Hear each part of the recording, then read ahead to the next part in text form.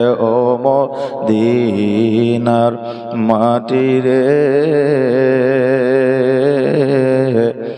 সকল শোক বুঝি তো ওর কপালে। ও মদিনা রে, তোর বুকে আমার নবী, যার লাগি পাগল সবই, যার তরে হইল সৃষ্টি ত্রিভুবন।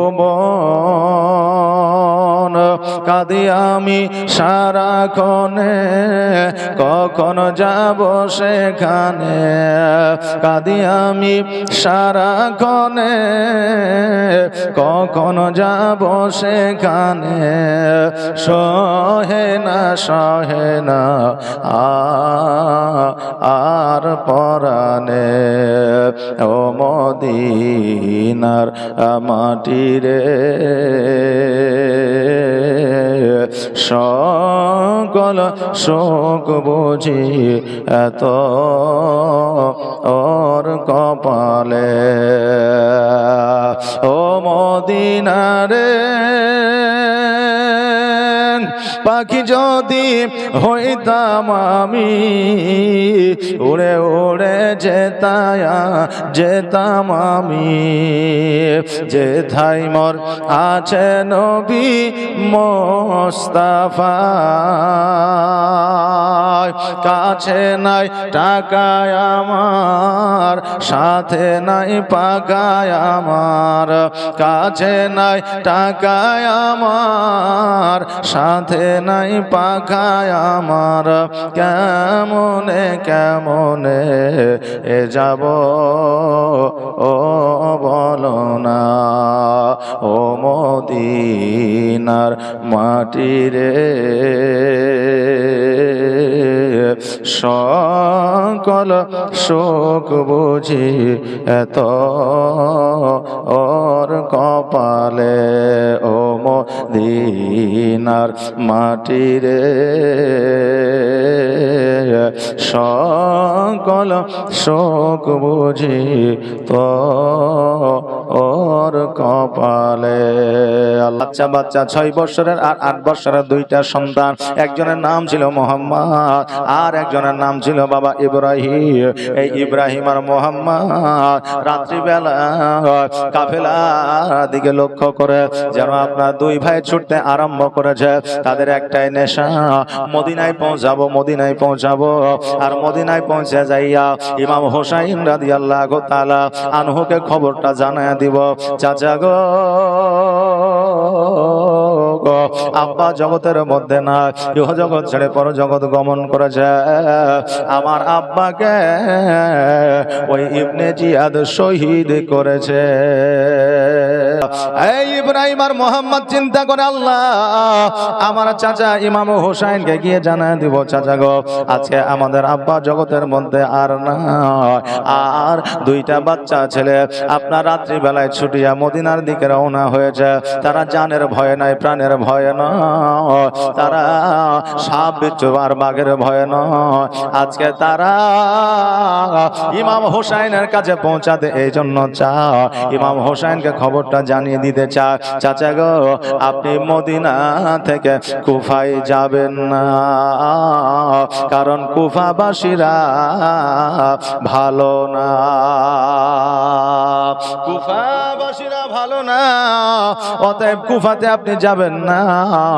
আজকে বিশ্বাসঘাতকতা করে আজকে আমার আব্বা ইমামে মুসলিমকে বাবা শহীদ করে দিয়েছে।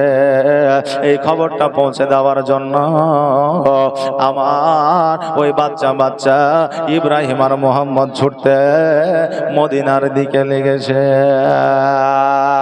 ছুটতে ছুটতে যখন ছোট ভাই পড়ে যায়, বড় ভাই উঠায় নেয়, আর বড় ভাই যখন পড়ে যায়, ছোট ভাই বাবা উঠায় নেয়। এইভাবে যেন আপনার সারা রাত যেন ছোটাছুটি করলো, কিন্তু তারা মদিনায় পৌঁছাতে পারলো না। সকাল হয়ে গেল, এইদিকে মসজিদে আজান শুরু হলো, আসসালাতু খায়রুম মিনান নাওম। আসসালাতু খায়রুম মিনান নাওম।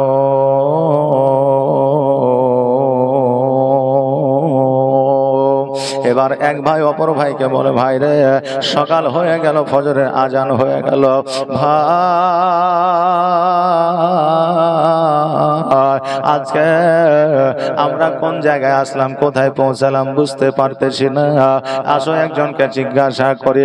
ওই পথ দিয়ে একজন হাঁটে যাইতেছিল, তাকে জিজ্ঞাসা করলো, ভাই বলে এটা কোন জায়গা? বলে এটা হলো কুফার জায়গা, এই জায়গাটার নাম হলো কুফা। দুই ভাই চিন্তা করে, আল্লাহ গো, সারা রাত আমরা ছুটিলাম মদিনার দিকে যাব বলে, আজকে আমরা কুফা ছাড়তে পারলাম না। বাচ্চা ছেলে আর দৌড়াইয়া কত দূর যাবে রে বাবা। এবার দুই ভাই চিন্তা করে, ভাই গো আজকে যদি আমরা এই জায়গায় থাকি, মানুষ আমাদের দেখে ফেলবে, হয়তো ইয়াজিদের কাছে নিয়ে গিয়ে দিবে, আজকে আমাদেরকেও তারা শহীদ করে দেবে, অতএব কোথায় যাব, কোথায় যাব? এবার বড় ভাই বলল, ভাই রে চলো আমরা গাছের উপরে উঠে বসি, সারাদিন আমরা গাছের উপরে বসে থাকবো, আর যেমনই সন্ধ্যা হবে আবার মদিনার দিকে রওনা হয়ে যাব, আবার মদিনার দিকে ছুটতে আরম্ভ করব। ওই দুই ভাই আপনার গাছের উপরে উঠে গেছে। এবার গাছের উপরে উঠে যাওয়ার পরে বাবা বসে আছে, এইদিকে একজন মহিলা পানি নেওয়ার জন্য বাবা পুকুরে এসেছে।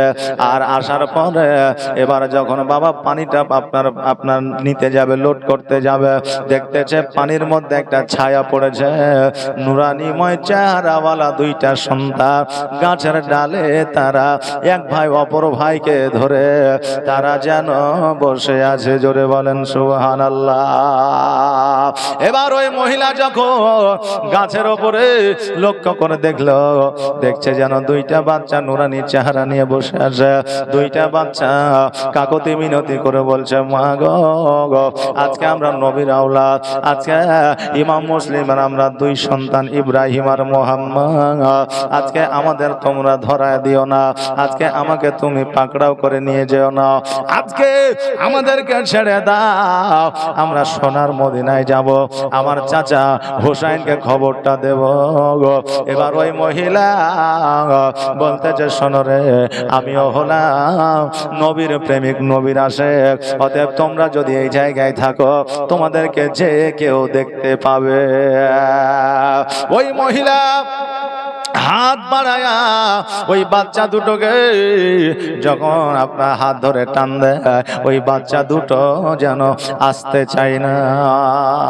বাচ্চা দুটো মনে করছে আমরা অনেক উপরে উঠে গেছি, বাচ্চা ছেলে তো, আর মনে করছে অনেক উপরে উঠে গেছি, কিন্তু ওই মহিলা হাত দিচ্ছে তো হাতে ওদেরকে ধরতে পারছে। কারণ আমরা বাচ্চা অবস্থায় দেখেছি যে একটা জায়গা যখন বাচ্চা দেখেছি কত বড় লেগেছে, এখন বড় হয়েছে জায়গা ছোট হয়ে গেছে, নাকি বলেন?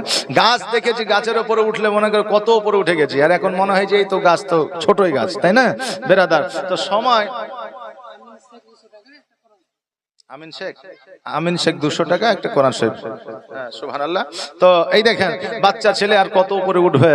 ওই বাচ্চা দুটো বলতেছে, মা আমাদেরকে নিয়ে যেও না, আমাদেরকে নিয়ে যেও না, কারণ হলো আমরা কোথাও যাব না, আমরা যাব সোনার মদিনা। ওই মহিলা বলল, বেটারে চলো চলো বাড়িতে চলো, আজকে তোমরা হয়তো অনেক দিন ধরে খাও না, তোমাদের মুখের দিকে তাকানো যায় না, তোমাদের মায়ায় পড়ে গেছি, তোমরা বাড়িতে চলো। ওই বাচ্চা দুটোকে আপনার বাড়িতে নিয়ে যাওয়া হলো, খাওয়ানো হইলো। এবার বাবা গোসল বানিয়ে দেওয়া হলো, বাচ্চা দুটো যেন আরাম করতে আছে। আর যে মহিলা ওই বাচ্চা দুটোকে বাড়িতে নিয়ে গেছে, ওই মহিলার স্বামী ইয়েজিদের দরবারে কাজ করে। ওই মহিলার স্বামীর নাম হলো হারে। বাবাজি ভাইরা, এবার ওই বাচ্চা দুটোকে যখন আরাম করতে দিয়েছে, এইদিকে ওই বিবি কিন্তু আপনার স্বামীকে যেন আপনার খাবার দিয়েছে।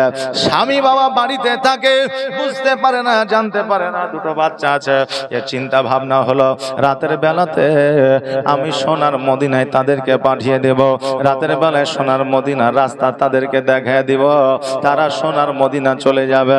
বাবারে এবার যখন রাত্রিবেলা ওই বাচ্চা দুটোকে আপনার খাওয়ায় দাওয়ায়া যখন আপনার বার করতে যাবে, আর তার স্বামী যেন দেখে ফেলেছে।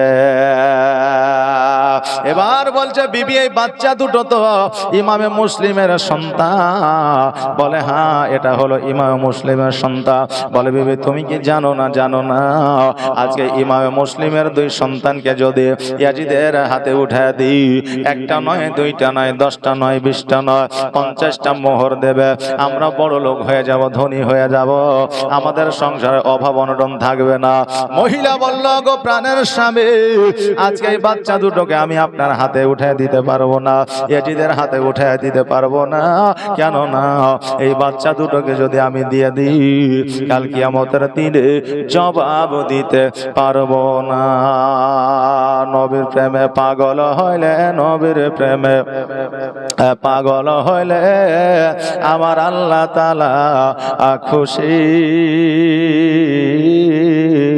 নবীর দরুদ পড়ো দিবানিশি। নবীর প্রেমে পাগল হইলে, নবীর প্রেমে পাগল হইলে আমার আল্লাহ তাআলা খুশি। নবীর দরুদ পড়ো দিবানিশি। নবীর দরুদ পড়ো দিবানিশি।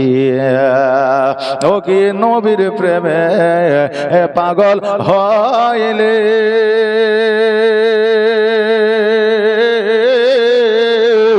আমার আল্লাহ তাআলার দিদার মিলে গো। ও কি নবীর প্রেমে পাগল হইলে আমার আল্লাহ তাআলার দিদার মিলে গো। থাকো যদি যদ বাহালে, থাকো যদি আজদ বাহালে, হইয়া প্রেম উদাসী। নবীর দরুদ বড় দিবানিশি। নবীর প্রেমে পাগল হইলে, নবীর প্রেমে পাগল হইলে আমার আল্লাহ তাআলা খুশি। নবীর দরুদ বড় দিবানিশি। আল্লাহুম্মা সাল্লি আলা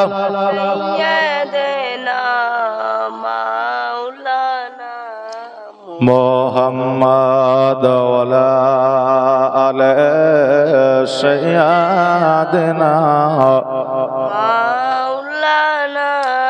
মোহাম্মদ। বিবি বলল স্বামী গো, এই বাচ্চা দুটোকে আমি তোমার হাতে উঠায় দিতে পারবো না। কেন না? আজকে যদি তোমার হাতে উঠায় দিয়ে আমি কিয়ামতের দিন জবাব দিতে পারবো না। ওই হারিস বলল শোনো রে, আজকে আমার হাতে যেমন করে হোক উঠায় দিতে হবে। আজকে যেমন করে হোক এই বাচ্চা দুটোকে আমি ইয়াজিদের দরবারে নিয়ে যাব। ওই মহিলা যখন দিতে চায় না, জোরপূর্বক ওই হারিস যেন বাচ্চা দুটোকে আপনার কাড়াকাড়ি শুরু করে দিয়েছে। এবার কাড়াকাড়ি করে যখন দিতে চায় না, তালওয়ারের আঘাত যেন বিবিকে করেছে। আর যেমন তালওয়ারের আঘাত করা, অমনি যেন বিবির গর্দানটা কেটে গিয়েছে। ইহ জগৎ ছেড়ে পর জগৎ গমন করেছে। ওই আপনার মোহাম্মদের ইব্রাহিমকে হাতগুলোকে বেঁধে নিয়ে যেন আপনারা টানতে টানতে রাস্তা দিয়ে যেন নিয়ে যা। আহারে, যারা নবীর আওলা, যারা জান্নাতের সার্টিফিকেট দেয়, যাদেরকে মহব্বত না করিলে মুমিন হওয়া অসম্ভব নয়। আজকে তাদেরকে কেমন করে দুঃখ দিয়ে, কষ্ট দিয়ে, ব্যথা বেদনা দিয়ে তারা কেমন করে মুসলমান হয় বাবাজি ভাইরা।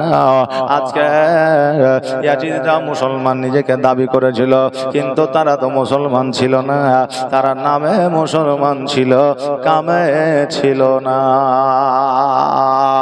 ওই হারে দুইটা বাচ্চাকে সঙ্গে করে টানতে টানতে যখন নিয়ে যায়, মনে মনে ভাবলো হায় রে, আজকে এই দুইটা বাচ্চাকে ইয়াজিদের সম্মুখে না নিয়ে গিয়া যদি এই দুইটা বাচ্চার মাথাকে যদি নিয়ে যাওয়া হয়, হয়তো ইয়াজিদ আরো বেশি খুশি হয়ে যাবে। ইয়াজিদকে খুশি করার জন্য ওই বাচ্চা দুটোকে আপনার নদীর ধারে দাঁড় করিয়ে দিয়েছে। আর দাঁড় করিয়ে দেওয়ার পরে বলতেছে, বাচ্চারে আজকে তোমাদের শরীর নিয়ে যাব না, তোমাদের মাথাটা নিয়ে যাব। আজকে বলো বলো, তোমাদের দুজনের মধ্যে কে আগে শহীদ হতে চাও? ছোট ভাই বলে, শোনো গো, আজকে বড় ভাইয়ের ধর থেকে মাথাটা আলাদা করবে আমি সহ্য করতে পারবো না। আর বড় ভাই বলে, ছোট ভাইকে আমার সামনে শহীদ করবে আমি সহ্য করতে পারবো না। অতএব শোনো, হয় আমাদেরকে ছেড়ে দাও, আর নইলে আমাদের দুই ভাইকে একই সঙ্গে শহীদ করে দাও। তবে শোনো, একটা খবর তুমি মদিনায় একটু দয়া করে পৌঁছে দিও, আমার হোসাইন চাচা যেন কুফাতে না আসে। হারিস বলল, শোনো, আজকে কে কোথায় আসবে আর না আসবে সেটা জানি না, তবে আমার উপহারের প্রয়োজন দরকার, এই জন্য তোমাদের মাথাটা ইয়াজিদের দরবারে নিয়ে যাব। তোমরা রেডি হয়ে যাও, তৈরি হয়ে যাও। দুই ভাই যেন আপনার চোখটা বন্ধ করে আপনারা দাঁড়িয়ে আছে, এমত অবস্থা ওই আপনার ধারালো তালোয়ার খানা হারিস যেন দুই ভাইয়ের গর্দানে যেন আপনার মেরে দিল। আর যেমনই মেরে দেওয়া সঙ্গে সঙ্গে দুই ভাইয়ের গলা খানা কেটে মাথা দুটো যেন জমিনের মধ্যে পড়ে গেল। দুই ভাই পুরো শরীরটা রক্তাক্ত হইয়া মরুভূমির উপরে পড়ে গেল। আর পড়ে যাওয়ার পরে এক ভাই অপর ভাইকে যেন আপনার জড়াইয়া ধরলো। জড়াইয়া ধরেছে এমনই ভাবে, এত চেষ্টা করলো তাদেরকে ছুটানো, কিন্তু ছুটলো না। এবার ওই দুই ভাইকে চালিয়ে যেন নদীর মধ্যে ফেলে দেওয়া হলো। একবার পড়েন, ইন্না লিল্লাহি ওয়া ইন্না ইলাইহি রাজিউন। আহারে, আজকে ইসলাম ধর্মটা আমরা পেয়েছি। আজকে এই ধর্মটা পাওয়ার পরে আজকে আমরা মসজিদে যাই না, নামাজ পড়ি না। আজকে আমরা কোন রকম ভাবে আল্লাহর ইবাদত উপাসনার প্রতি আগ্রহী নয়। আজকে এই ইসলাম ধর্মটাও তো সহজে আসে না। আজকে আমরা নামাজ রোজা অতি সহজে পাই নাই রে বাবা। এবার ওই দুই ভাই, এক ভাই অপর ভাইকে জড়ায়া ধরে পানিতে যেন স্রোতে ভেসে যায়। আর এক ভাই অপর ভাইকে বলে, ভাই রে, আজকে আমাদের আর কেউ পাকড়াও করবে না, আজকে আমাদের আর দৌড়াদৌড়ি করতে হবে না। আজকে খবরটা হোসাইন চাচার কাছে পৌঁছে দিতে হবে না, আমাদের খবরটা আমাদের চাচার কাছে পৌঁছায়া যাবে। ভাই রে, আমরা কুফায় আসিয়া আমরা কত চেষ্টা করেছি, আব্বার সঙ্গে দেখা করব, সাক্ষাৎ করব, আব্বার সঙ্গে মোলাকাত করব, কিন্তু জগতের মানুষ মোলাকাত করতে দেয় না। জগতের মানুষ আব্বার মায়া মহব্বত মমতা থেকে দূরে রেখেছে। ওগো ভাই, আজকে বাধা দেওয়ার মতো আর কেউ না। মরতে হবে একদিন, তোমায় ভুলে যেও না। মরতে হবে একদিন, তোমায় ভুলে যেও না। হবে মাটির বিছানা গো তোমার আসল ঠিকানা। এ বাড়ি গাড়ি টাকা করে কিছুই যাবে না। হবে মাটির বিছানা গো তোমার আসল ঠিকানা। আজরাইল ফারিস্তা যেদিন হাজির হবে এসে, আর চল চাতুরে যতই কর জানবে রবে শেষে।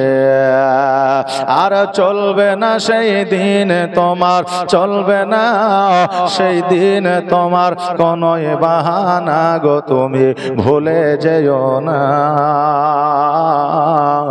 হবে মাটির বিছানা গো তোমার আসল ঠিকানা। এ বাড়ি গাড়ি টাকা করে কিছুই রবে না। হবে মাটির বিছানা গো তোমার আসল ঠিকানা। খালি হাতে এসেছো তুমি, যাবে খালি হাতে।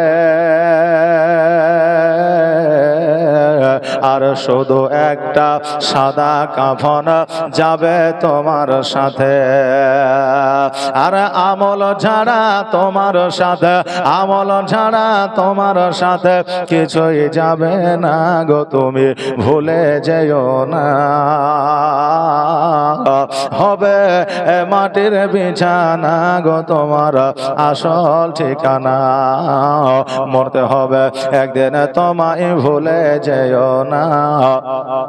হবে মাটির বিছানা গো তোমার আসল ঠিকানা। কাঁদবে পিতা, কাঁদবে মাতা, কাঁদবে রে ভাই বোন।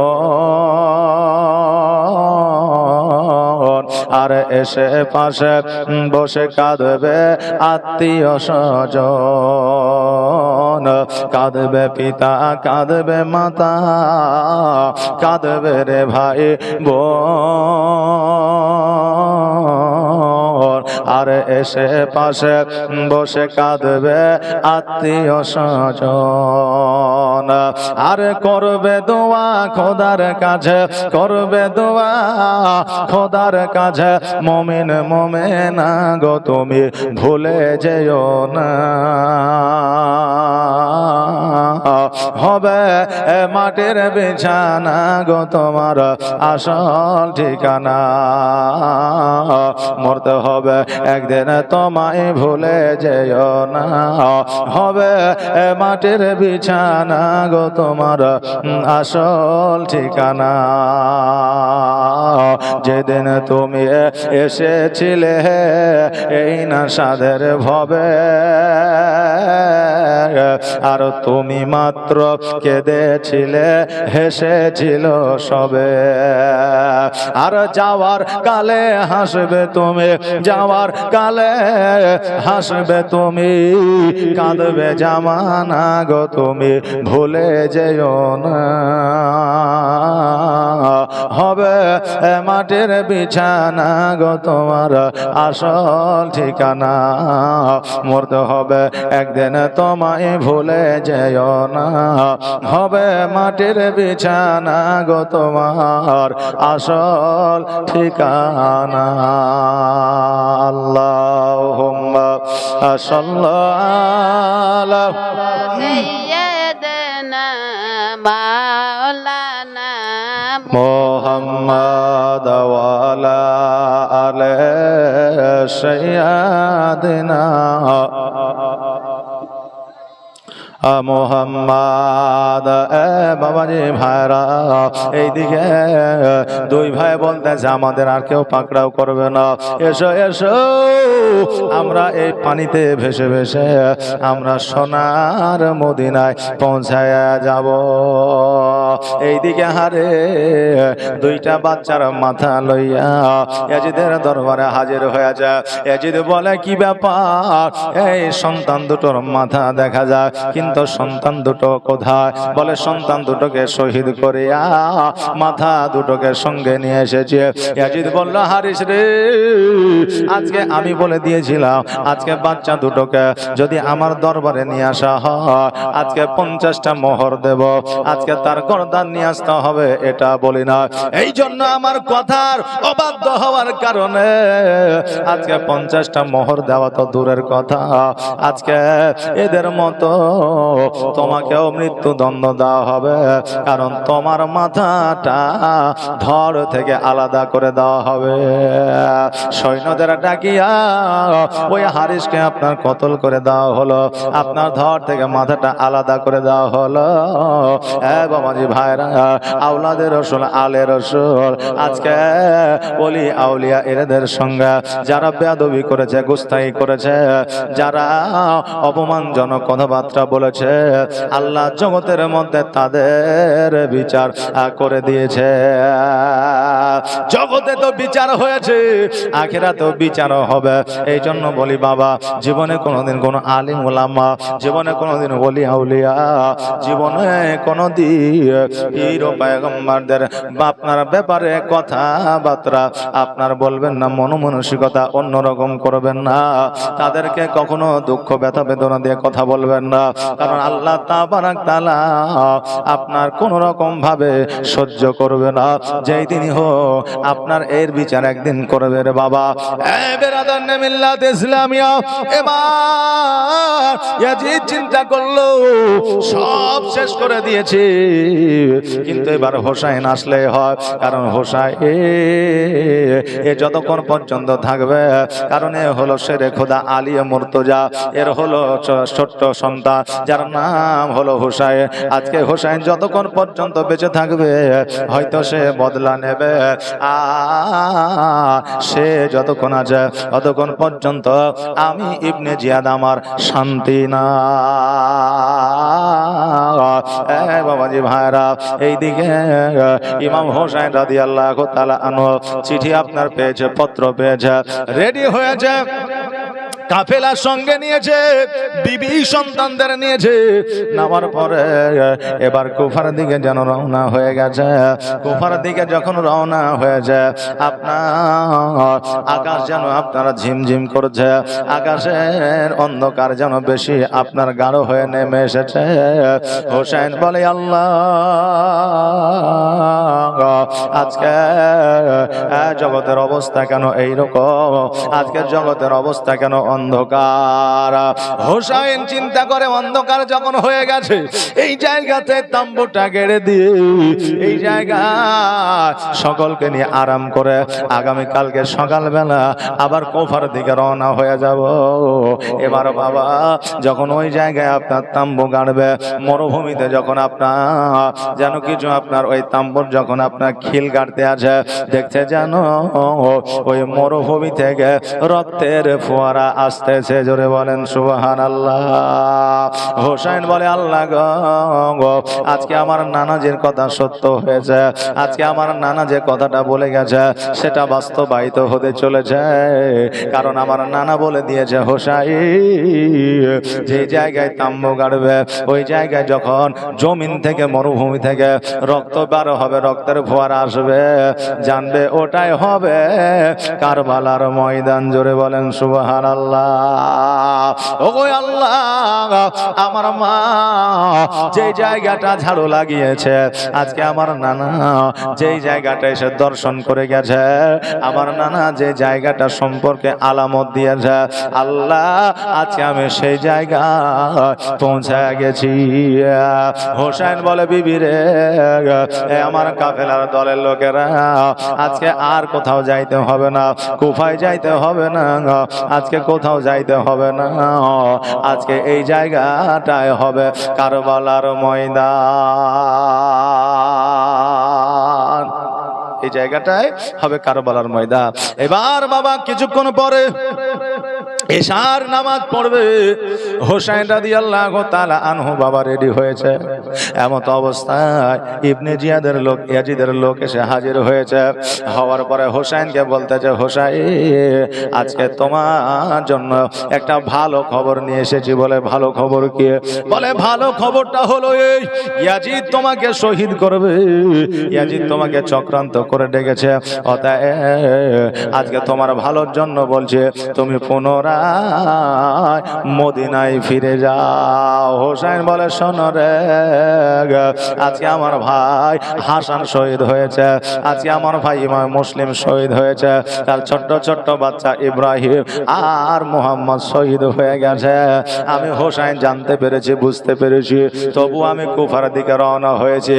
আমি ফিরে যাওয়ার জন্য নয়, ওই ইয়াজিদের সঙ্গে যুদ্ধ ঘোষণার জন্য। জোরে বলেন সুবহানাল্লাহ। যুদ্ধ ঘোষণার জন্য আমি হোসাইন আমি এসেছি, তবে পালিয়ে যাওয়ার জন্য নয়, ফিরে যাওয়ার জন্য নয়। আমি হলাম নবীর বংশ, আমি হলাম নবী বংশের ভূত, অতএব আমি পালিয়ে যাওয়ার মতো আমি হোসাইন, আমি নবীজির নাতি নয়,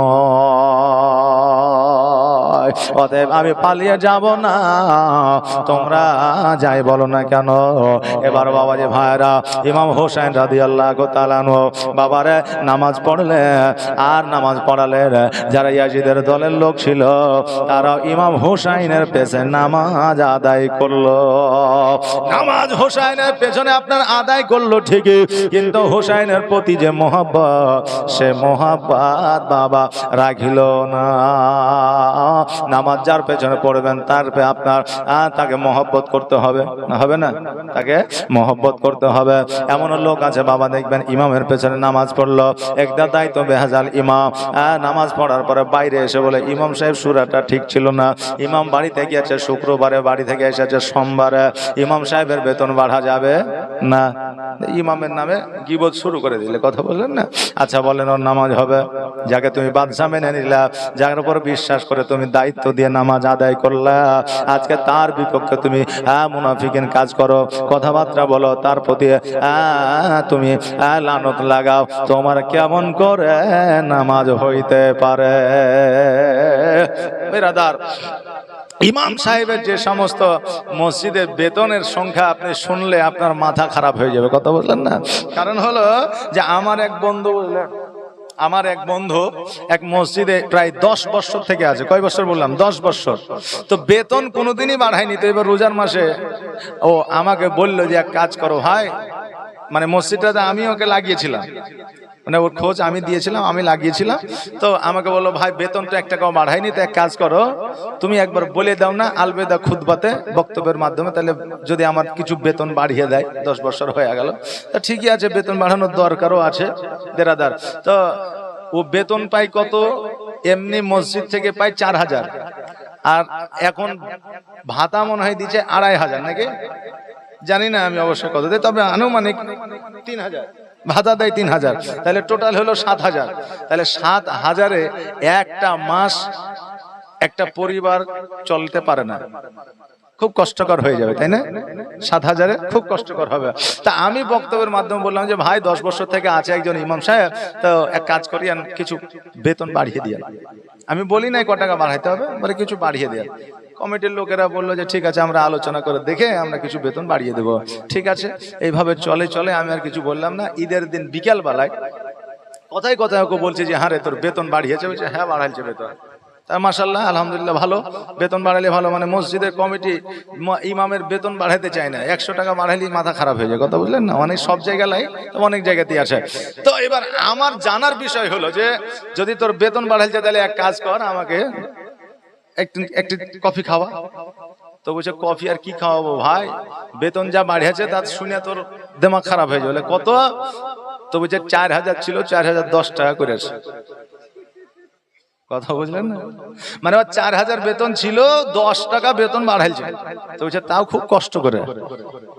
বেরাদার, আমাদের এই হচ্ছে পরিস্থিতি, এই হচ্ছে আমাদের অবস্থা বেরাদার মিল্লাত ইসলামিয়া। যার পিছনে নামাজ পড়বেন, যার পিছনে নামাজ আদায় করবেন, বেতন দিতে পারেন আর না পারেন, আপনার যতটা সামর্থ্য আছে ততটা দিবেন। ইমাম সাহেবকে বলবেন হুজুর আমরা এতটাই দিতে পারবো, তার বেশি হয়তো আমাদের দ্বারা সম্ভব নয়, কিন্তু ইমামের ব্যাপারে কোনো খারাপ মন্তব্য করবেন না। যতদিন নামাজ পড়বেন বরবাদ হয়ে যাবে। আজকে আমি জীবনী বক্তা বলছি, বড় বড় মুফতিকে জেনে নিলেন, কথা বুঝলেন না?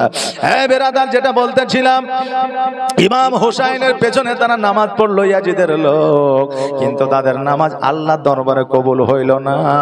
কারণ ইমাম হোসাইনের পেছনে নামাজ পড়েছিল ঠিকই, দায়িত্ব দিয়েছিল ঠিকই, কিন্তু ইমাম হোসাইনের উপরে মহব্বত ভরসা ছিল না। বাবাজি ভাইরা, আমার মায়েরা, এবার ইয়াজিদের লোকেরা যখন চলে গেল, এবার সকালবেলা ইমাম হোসাইন রাদিয়াল্লাহু তাআলা আনহু উনি চিন্তা করে, আল্লাহ গো, আমি জানি না আমার নানা রওজায় আর কোনোদিন দেখা হবে কিনা, আমার নানার সঙ্গে কথাবার্তা আর হবে কি হবে না, তবে নানার সাথে একবার শেষবারের মতো কথা বলে নি।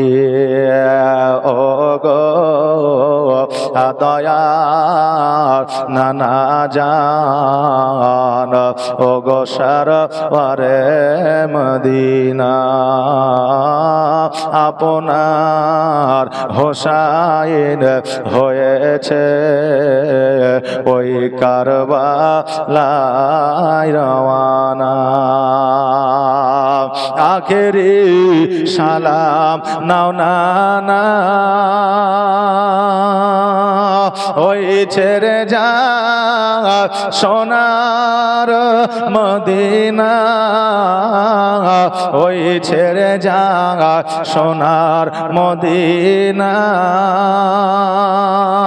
প্রাণ ভরে দেখে নাও নানা, প্রাণ ভরে দেখে নাও নানা, দেখা যে আর হবে না।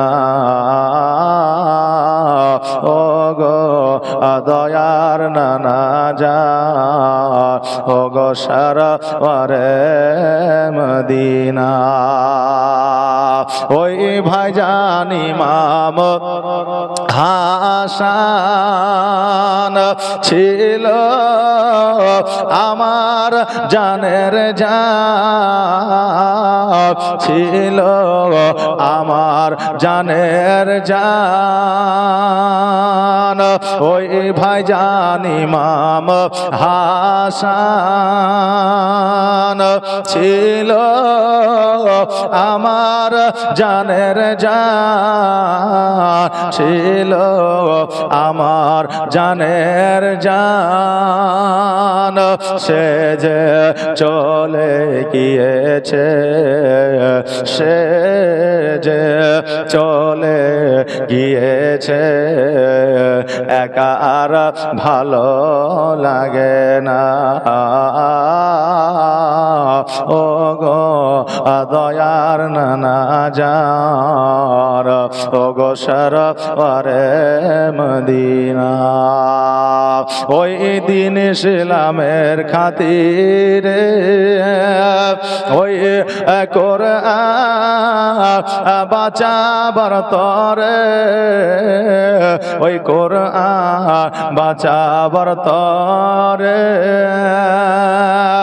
ওই দিন ইসলামের খাতিরে ওই কোরআন বাঁচাবার তরে, ওই কোরআন বাঁচাবার তরে,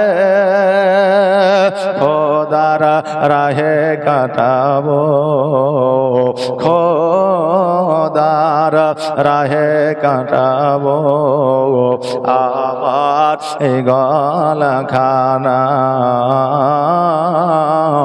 ও গো দয়ার নানা জান, ও গো সরওয়ারে মদিনা, আল্লাহুম্মা সাল্লি আলা সাইয়্যিদিনা মাওলানা মুহাম্মদ ওয়া আলা আলি সাইয়্যিদিনা মাওলানা মুহাম্মদ। বিরাদার ইমাম হোসেন রাদিয়াল্লাহু তাআলা আনহু উনি যেন বাবা ইয়াজিদের সৈন্যদের সঙ্গে যেন বাবা আপনার আলোচনা রাখতেছে। হোসেন বলতেছে, শোনো রে, আজকে যেই নবীজি আজকে নামাজ দিয়ে গেছে, রোজা দিয়ে গেছে, আজকে যেই নবী হজ দিয়ে গেছে, যাকাত দিয়ে গেছে, যেই নবী ইমাম হাসান ও হোসাইন রাদিয়াল্লাহু তাআলা আনহুকে মহব্বত করতে বলেছে, আজকে নবীর মহব্বত ছেড়ে দিয়া ইয়াজিদের সঙ্গ ধরেছ।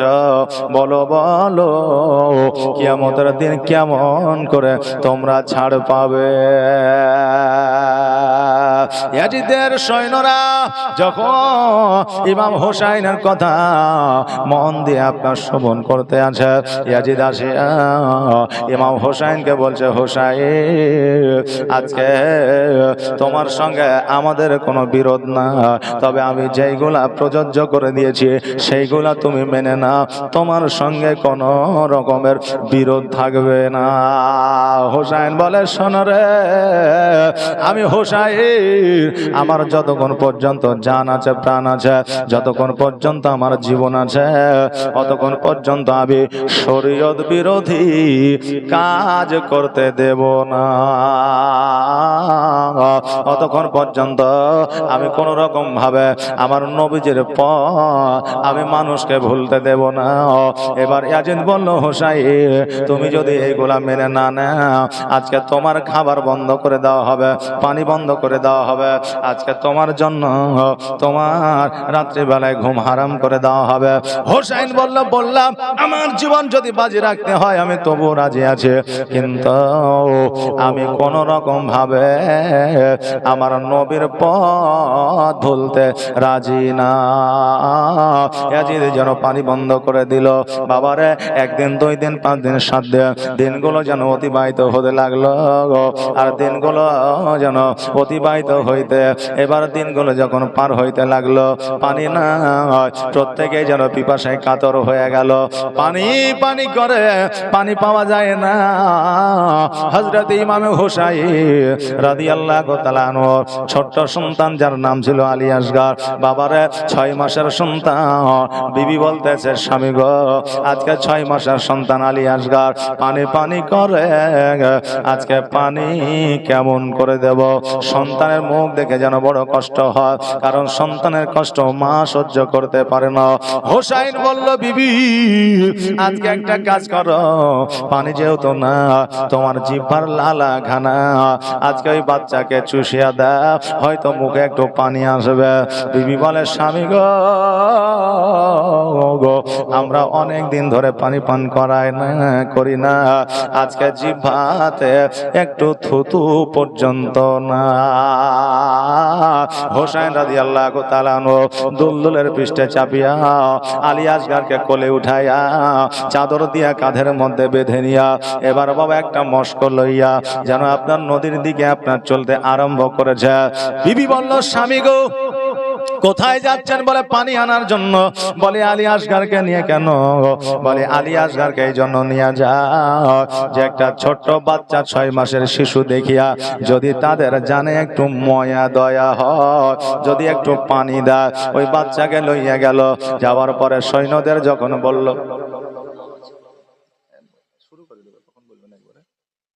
এবার বলল সৈন্যদেরকে যাইয়া, আমার পানি লাগবে না, আমার বিবিকে পানি দিতে হবে না, আমার অন্যান্য কাউকে পানি দিতে হবে না, ছোট্ট শিশু, দুধের শিশুকে একটু পানি যদি দাও তবে বড় উপকার হয়। সৈন্যরা বলল, ইয়াজিদ বারণ করে দিয়েছে, তোমাকে পানি দেওয়া যাবে না। হোসাইন এবার বাবা ওই সৈন্যদের বলল, পানি যদি না দাও আমি হোসাইন জোর করে নিতে পারবো, কারণ পানি আমি যদি ডাকি চলে আসবে, আর পানি আমার কথা শুনবে। জোর করে আপনার উটের ঘোড়ার লাগামখানা টান দিয়া এবার বাবা পানির মধ্যে নেমে গেছে, মস্কের মধ্যে পানি ঢুকায় নিয়েছে। দুলদুলকে বলে, দুলদুল রে, পানি যত খুশি পান করালে। দুলদুল বলে, হুজুর, আজকে আওলাদের রাসূল পানি পান করে না, আজকে আমার হোসাইন পানি পান করে না, আমি দুলদুল কেমন করে পানি পান করতে পারি? একটা ঘোড়া হোসাইন পিপাসিত বলে একটা ঘোড়া পানি পান করে না, আর আমরা মানুষ হইয়া আজকে আমরা মানুষের উপকার করতে শিখলাম না। আজকে দেখবেন শিয়াল কুকুর বাবা এক হয়ে গেছে। আগে যে শিয়াল দেখলে কুকুরে তাড়তো, এখন আর তাড়ে না, দেখতে পান না যে। আর যে সমস্ত জায়গাতে শিয়াল কুকুর আপনার আরাম করতো, শুইতো, ওই সমস্ত জায়গাতে আর আরামও করে না, শয়ও না। কথা বুঝতে পারলেন কিনা বেরাদার? তো এর মূলত কারণ হলো এরা এক হয়ে গেছে, এদের মধ্যে আর বিভেদ নাই। আর যে জায়গাগুলো আরাম করতো ওই জায়গাগুলো এখন মানুষে ঘিরে নিয়েছে, ওই জায়গাগুলোতে শিয়াল কুকুর বিড়ালকে আর থাকতে দেওয়া হয় না। কারণ যত রকমের গুপ্ত জায়গা, জঙ্গল জায়গা, আর আপনার ওই কি বলে মানে আপনার ব্রিজের ওপর আর গাছের তলা, এগুলোতে বসে বসে এখন যুবক ছেলেরা খেলছে ফ্রি ফায়ার। কথা বললেন না? মার মার ধর ধর এরকম চলছে। এখন শিয়াল কুকুর বসবে কোনটা, ওরা বলছে আমরা এক হয়ে যা, আর আন্দোলন করার দরকার নাই। আমি তোকে দেখলে তুই তাড়বি না, তোকে দেখলে আমি তাড়বো না। কথা বললেন না বেরাদার? হ্যাঁ বাবা, এখন সাপ চলে যাচ্ছে, বিজি পাশে দিয়ে যাচ্ছে, সাপকে তাড়ে না। কারণ এখন জীবজন্তুরা এক হয়ে গেছে, আর মানুষের মধ্যে ডিবেট সৃষ্টি হয়ে গেছে। ভাই ভাইকে দেখতে পারে না, বোন ভাইকে দেখতে পারে না, পিতা সন্তানকে দেখতে পারে না, একজন মুসলমান হয়ে অপরজন মুসলমানকে দেখতে পারে না, একজন ভারতীয় হইয়া অপরজন ভারতীয়কে দেখতে পারে না, একজন দেশবাসী হইয়া অপরজন দেশবাসীকে দেখতে পারে না, একজন মানুষ হইয়া অপরজন মানুষের প্রতি আঘাত করে। এইরকম মানসিকতা আমাদের বর্তমানে তৈরি হয়েছে। কথা ঠিক বলছি না ভুল বলছি? এইরকম মানসিকতা আমাদের তৈরি হয়েছে। ভ্রাতৃত্ববোধ দেখবেন আজকের জীবজন্তুর মধ্যে আছে।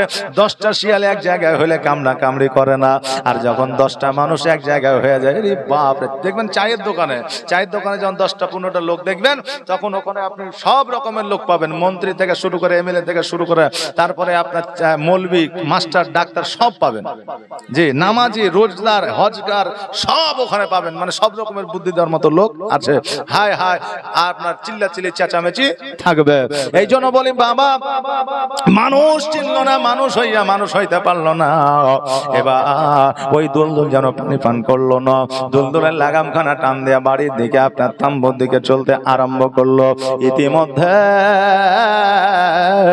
ইয়াজিদ বলল, শোনো রে, এই তীরখানা আজকে ওই ইমাম হোসেনকে মারতে হবে না, ওই 6 মাসের শিশু সন্তান আলী আসগারের কলিজা চেপে মেরে দাও। ওই সৈন্য বলল, আলী আসগার তো দোষ করে না, আজকে ইমাম হোসেনের সঙ্গে দুশ্মন, ইমাম হোসেনকে মারো। বাচ্চাটিকে কেন মারছো? বলে ইমাম হোসেনকে মারলে যতটা কষ্ট পাবে না, তার সন্তানকে মারলে তার চাইতে 1000 গুণ বেশি কষ্ট পাবে। এই জন্য বাচ্চাটাকে মারো। তীরখানা যেন আলী আসগারের বুকের মধ্যে ছুড়ে দেওয়া হলো, আর গিয়ে আপনার কলিজার মধ্যে গেঁথে গেল। আলী আসগার ইহজগৎ ছেড়ে পরজগৎ গমন করলো। একবার পড়েন, ইন্না লিল্লাহি ওয়া ইন্না ইলাইহি রাজিউন। হোসেন বলে, বিবি রে, আজকে তোমার সন্তান আর পানি পান করবে না, তোমার সন্তান পানি চেয়ে বিরক্ত করবে না, আজকে তোমাকে মা বলে ডাকবে না, আমাকে আব্বু বলে ডাকবে না। কেন না? আমার সন্তান দুনিয়ার পানি পান করবে না, হাউজে কাউসারের পানি পান করবে। আর তালোয়ার চলে, খঞ্জর মারে, খুনের দরিয়া বয়ে যায়। আর মাসুম বুকে তীর মারিল আলী আসগারের কলিজা, আলী আসগারের কলিজায় পান করিতে, হাউজে কাউসার পান করিতে, হাউজে কাউসার জান্নাতে গেলেন তিনি, ও ফাতেমা জননী। বাবা গো, আজকে এই বাচ্চা 6 মাসের শিশুকেও তারা ছাড়েনি। আর আজকে আমাদের মতো কিছু মুসলমান আছে, তারা বলছে ইয়াজিদও মুসলমান ছিল। জোরে বলেন নাউজুবিল্লাহ। বেরাদার, আজকে আমাদের সন্তান ইহজগৎ ছেড়ে পরজগৎ গমন করেছে। কি কোথায়?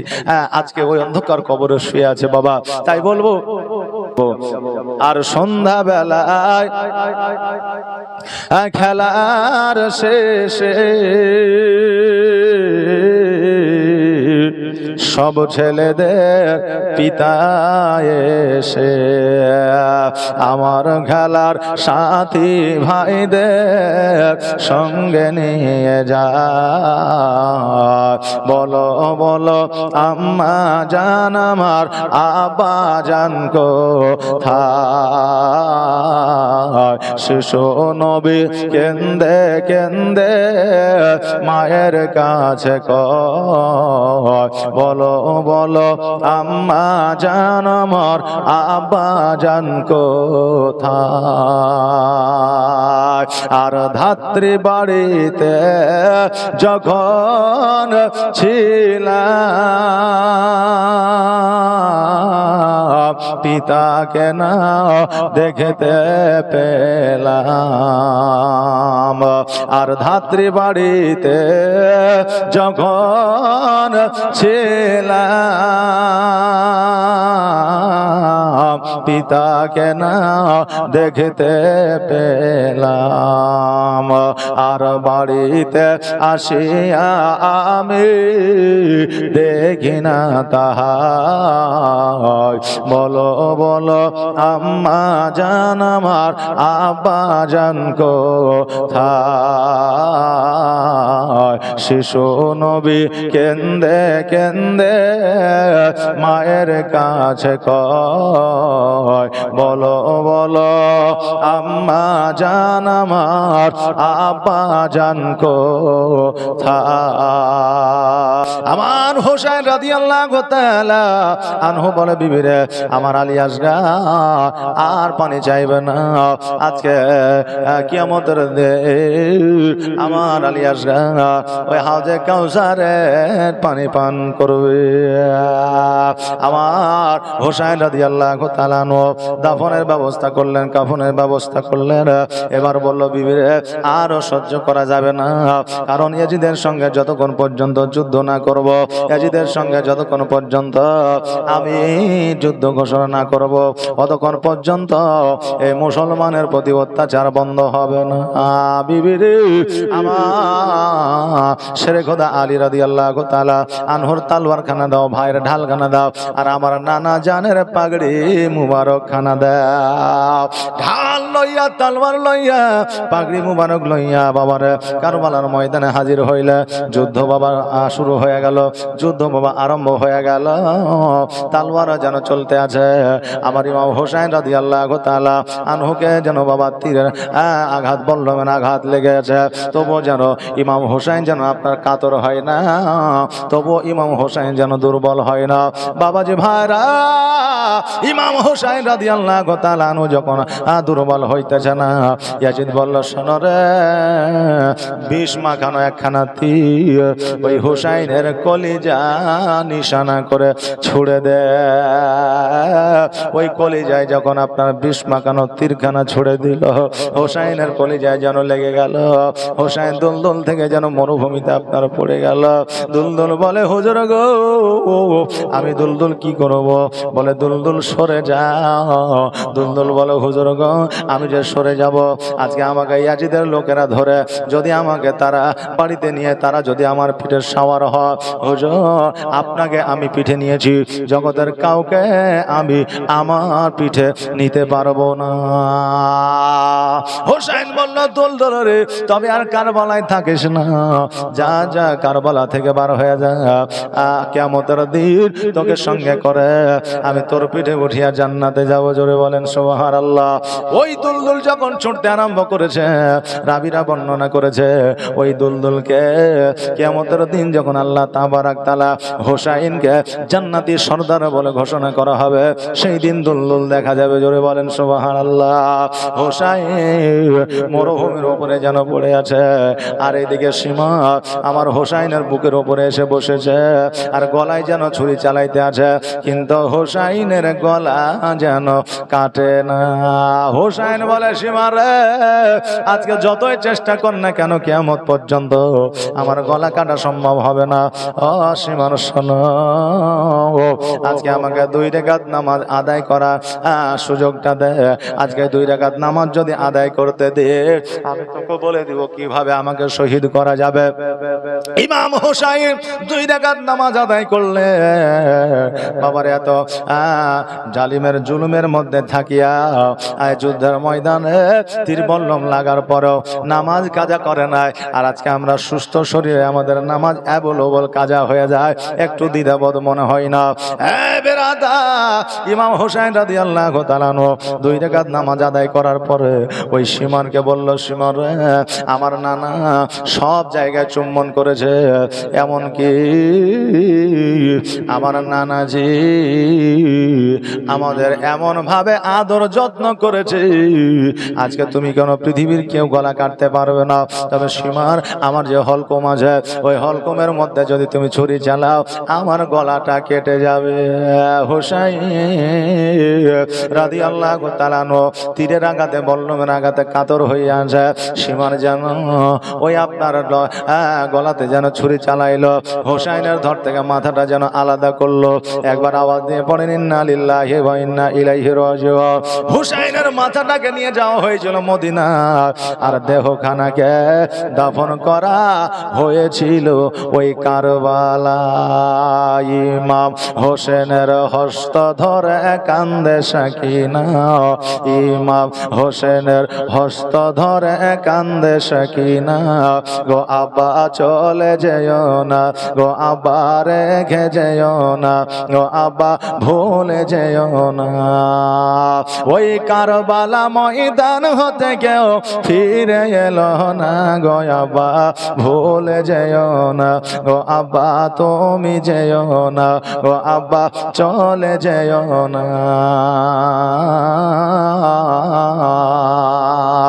ওই কারবালা আজ রক্তে লাল লাল হয়ে যায়, আর তারই আগুন জলে বুঝে আমার গলি যায়, গো আব্বা আমার গলি যায়।